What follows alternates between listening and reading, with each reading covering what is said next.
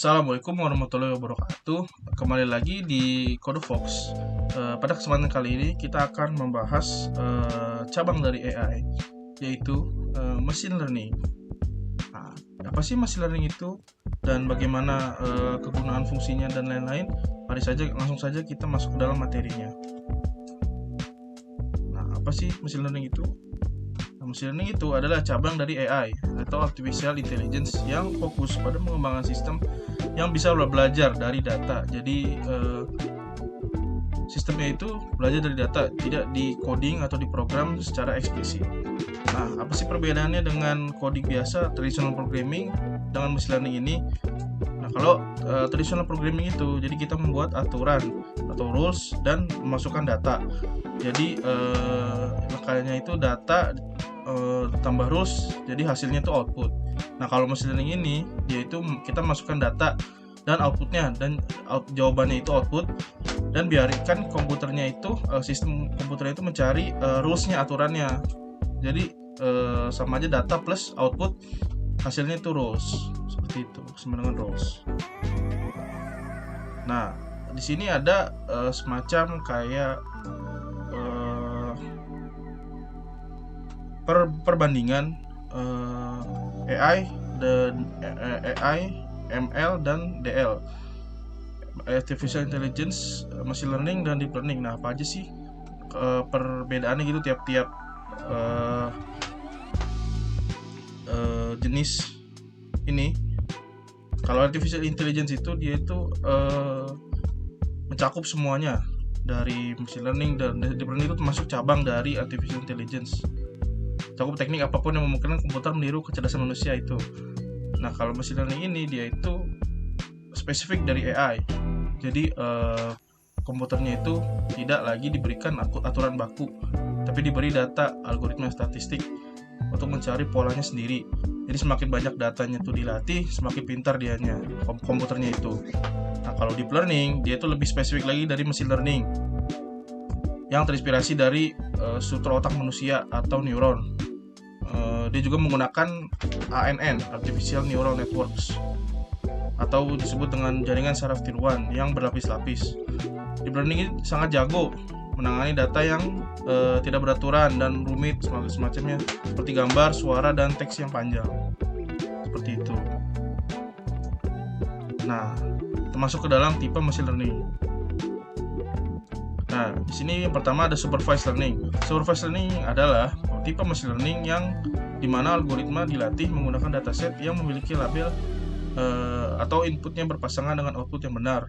Tujuannya apa sih? Tujuannya ini untuk memprediksi label atau nilai untuk data baru di masa depan berdasarkan pola data latih. Jadi kalau supervised learning ini harus datanya itu dilabelin. Dan jadi nanti setelah dilatih oleh mesin, oleh komputer, akan menghasilkan model yang dapat memprediksi hasil berdasarkan label tersebut, seperti itu. Nah, kategorinya ada dua ya, supervised learning. Ada classification dan regression. Classification ini outputnya itu bisa berupa kategori discrete atau label atau kelas. Contohnya itu apa? Contohnya itu ada deteksi email spam, deteksi email spam. Jadi bisa dikategorikan ada spam atau non spam. Terus diagnosis penyakit, positif atau negatif. Terus bisa juga dipakai untuk pengenalan wajah. Kalau regresi, outputnya itu ada nilai numerik kontinu yang berupa angka. Contohnya apa? Jadi contohnya itu kayak prediksi harga rumah, terus estimasi waktu tempuh atau ETA, terus bisa juga prediksi curah hujan. Selanjutnya ada unsupervised learning. Nah, unsupervised learning ini tipe machine learning yang dimana algoritma diberikan data mentah yang tidak berlabel. Mesin menganalisis struktur data untuk menemukan pola sendiri. Tujuannya adalah untuk menemukan korelasi tersembunyi struktur intrinsik atau pengelompokan data. Jadi unsupervised learning ini berbeda ya dengan unsupervised learning tadi. Kalau supervised learning tadi dia dilabelin, kalau unsupervised learning itu dia nggak dilabelin. Jadi mesin melatih data yang belum dilabelin untuk menghasilkan model yang bisa menemukan kayak ini tadi tuh korelasi tersembunyi, terus bisa dikelompokin juga. Jadi seperti itu. Nah, kategorinya ada apa aja? Ada pertama itu ada clustering. Cluster ini dia itu mengelompokkan data berdasarkan kemiripan karakteristik. Contohnya itu seperti segmentasi pelanggan pasar atau customer segmentation dan pengelompokan berita terkait. Terus ada juga yang kedua association. Association ini untuk ada menemukan aturan yang menghubungkan item dengan kumpulan data besar. Contohnya itu seperti market basket analysis. Jadi analogi seperti orang yang beli roti biasanya juga beli selai, seperti itu. Nah, yang ketiga tipenya ada reinforcement learning. Jadi reinforcement learning itu adalah tipe machine learning yang dimana algoritma atau bisa disebut agent belajar membuat keputusan berurutan melalui interaksi dengan lingkungan atau environment menggunakan metode trial and error. Jadi di reinforcement learning ini terdapat mekanisme utama, yaitu ada action. Jadi action ini aksi yang diambil oleh agent atau modelnya itu ya. Nah, juga ada reward atau punishment. Nah, reward atau punishment ini adalah umpan balik positif atau negatif yang diberikan lingkungan berdasarkan aksi tersebut. Jadi nanti itu agent diberikan data. Nah, misalnya datanya itu bisa setelah dilatih gitu. Nah, nanti agentnya itu misalnya dia mendapatkan hasil yang positif, dia tuh mendapatkan reward. Tapi jika sebaliknya, jika dia mendapatkan hasil yang negatif, jadi dia akan mendapatkan punishment. Jadi seperti itu. Contohnya apa sih? Contohnya itu adalah AI di dalam game. Terus ada juga navigasi robot. Jadi itu robot, contohnya kayak robot belajar berjalan tanpa jatuh. Terus ada juga mobil otonom atau self-driving cars yang mobil berjalan sendiri tanpa pengemudi, seperti itu. Nah, sini ada machine learning workflow atau tahapan kerja ya, tahapan langkah-langkahnya. Yang pertama itu ada data collecting, terus yang kedua ada exploratory data analysis, terus yang ketiga ada pre-processing data, terus yang keempat ada model training atau melatih model, terus yang kelima ada mengevaluasi model atau model evaluation, terus yang keenam ada deployment, dan yang terakhir ada monitoring. Nah, kita jelaskan langkah-langkahnya selanjutnya ini. Langkah-langkahnya lebih detail. Nah, yang pertama itu ada data collecting kan tadi. Data collecting ini jadi yang langkah paling awal ya. Jadi di mana kita mencari dan mengumpulkan bahan baku tanpa data dan tidak ada AI. Jadi contohnya itu adalah mengambil data dari database perusahaan, scraping website, download dari Kaggle, atau mengambil dari sensor IoT. Terus selanjutnya kan tahap kedua itu ada EDA, exploratory data analysis. Jadi sebelum datanya itu dibersihkan, kita harus mengenalinya dulu. Kita mengintip isi datanya menggunakan statistik dan visualisasi atau grafik. Jadi contohnya itu seperti cek distribusi data, terus melihat korelasi dan mendeteksi outliers atau data yang aneh. Selanjutnya kita kita pre-processing data itu. Maksudnya itu jadi kita bersih-bersih gitu datanya, yang ada missing value atau semacam-macamnya, seperti itu. Mengubah teks jadi angka nih, seperti yang dicontoh-contohnya itu. Dan terus kita splitting, jadi dibagi datanya, data training dan data testing. Selanjutnya itu baru kita latih modelnya, model training. Jadi kita masukkan data yang sudah bersih ke dalam algoritma agar mesin menemukan pola matematikanya. Jadi mesin itu belajar dari situ. Nah, contohnya komputer melakukan iterasi berulang-ulang untuk meminimalkan error antara tebakan dia dengan kunci jawaban yang asli. Terus setelah itu baru kita masuk ke tahap evaluasi atau tahap pengujian. Jadi kita ini menguji performa model menggunakan data yang belum pernah dilihat sebelumnya atau data testing. Nah, baru kita coba kayak menghitung akurasi, presisi, error, dan jika hasilnya jelek, kita harus ganti atau kembali lagi ke tahap tadi itu pre-processing dan training. Nah, misalnya semuanya lancar sampai evaluasi sudah aman, semuanya sudah pasti testing sudah lancar, tidak ada error dan lain-lain, baru kita deploy. Terus setelah di deploy, ya balik lagi ke kita monitoring nih secara berkala. Jadi kayak modelnya gimana nih, akurasinya naik apa turun terus. Kalau turun terus ya berarti modelnya perlu di training ulang dengan data yang baru. Jadi seperti itu. Nah, lanjut kita masuk ke praktikumnya. praktikumnya ini, jadi di sini kita akan memakai Python ya untuk bahasa pemrograman utama dalam machine learning ini. Biasanya sih menggunakan Python. Terus kita pakai IDE-nya tuh Google Colab. Jadi karena ini gratis dan tidak perlu install lagi gitu. Nah, library-nya juga kita pakai Pandas. Jadi Pandas itu Excel-nya Python gitu buat ngolah tabel. Terus ada scikit-learn. Nah, scikit-learn ini untuk library machine learning-nya. Diisi algoritma siap pakai. Dan ada terakhir Matplotlib. Jadi untuk visualisasi datanya ya menggunakan grafik. Nah, ini studi kasus untuk praktikumnya ini. Selain prediction atau memprediksi gaji seseorang gitu berdasarkan pengalaman kerjanya. Nah, datanya itu nanti kita buat sendiri. Saya sudah buat file Google Colab-nya. Nanti kita lihat. Jadi dataset itu berisi 2 kolom, ada years experience atau pengalaman kerja dalam tahun, dan ada juga salary-nya atau gaji. Jadi setelah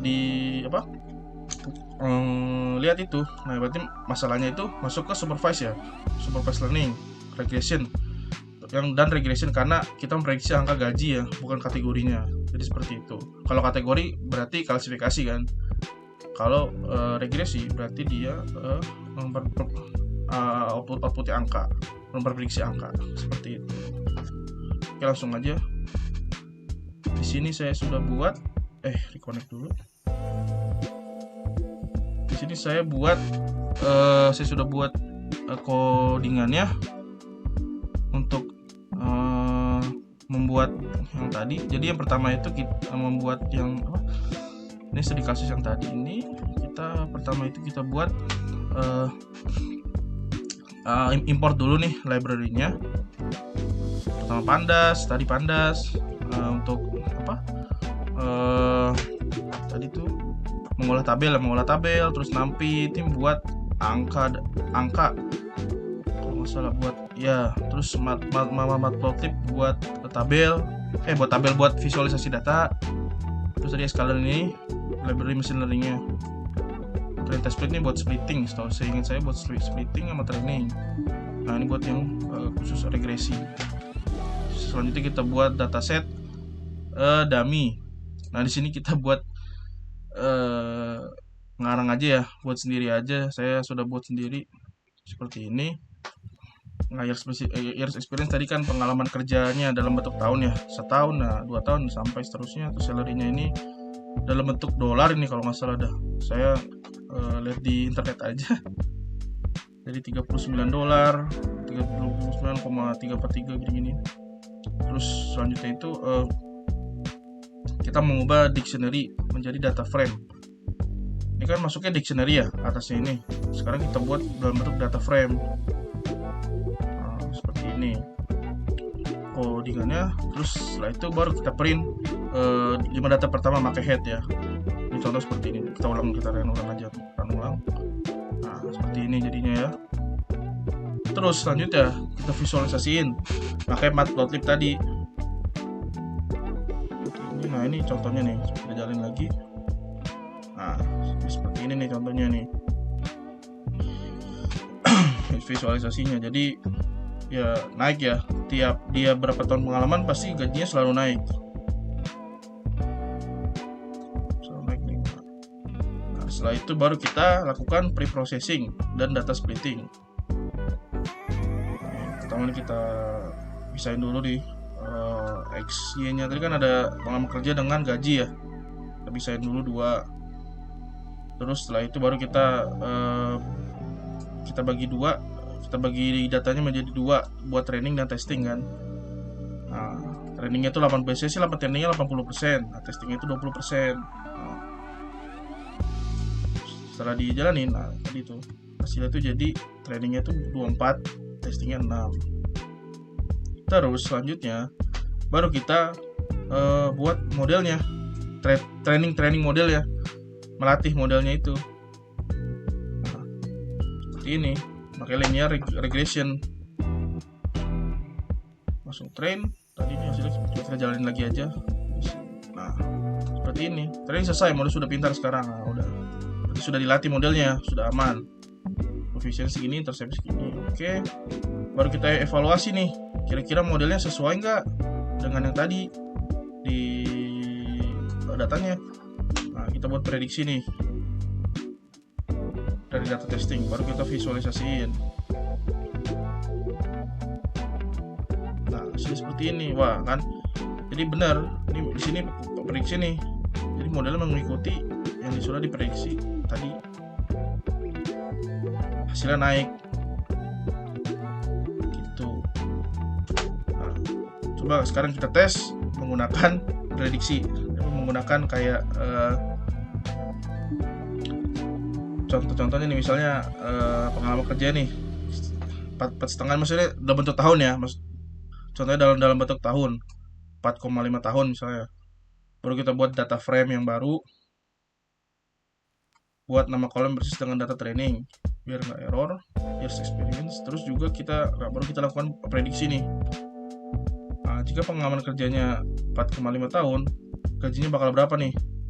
Nah, gaji segini 67. Tadi sih masih yang sebelum, coba kita jalin lagi. Nah, sama kan? Nah, coba misalnya kita ganti nih angkanya nih. Misalnya misalnya pengalamannya cuma gak nyampe setahun nih, 0,5 tahun misalnya. Berapa? Nah, segitu. Prediksi dalam bentuk dolar ya. Nah, misalnya coba kita ganti lagi. Misalnya prediksi apa dalam yang misal kerja lama nih 8 tahun. Gaji berapa? Oh, $100. Seperti itu. Ya, oke sih.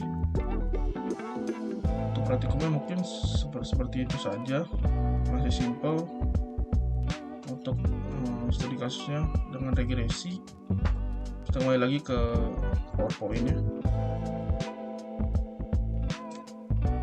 Oke, cukup sekian materi CodeFox kali ini. Jika dari saya terdapat kesalahan dalam perkataan maupun perbuatan, mohon dimaafkan yang sebesar-besarnya, karena manusia tidak luput dari kesalahan. Saya Raffiul Jagat Bahri dari Divisi Infotek, pamit undur diri.